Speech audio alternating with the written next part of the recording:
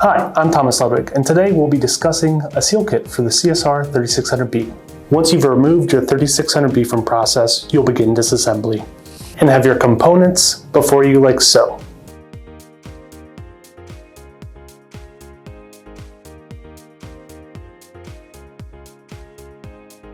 To get started, we have our O-ring kit, our O-ring pick, our anti-seize, and grease for hydration of the O-rings. Now these are specific to each individual piece of the 3600B, so be sure to follow along.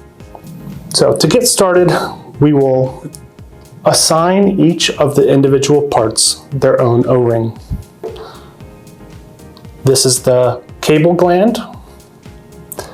These two are for the sensor holder.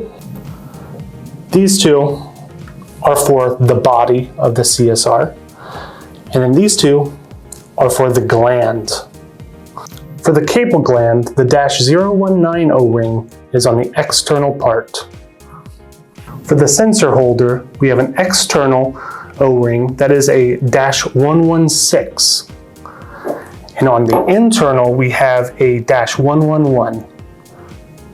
For the body of the 3600B, we have two internal O-rings that are a -123.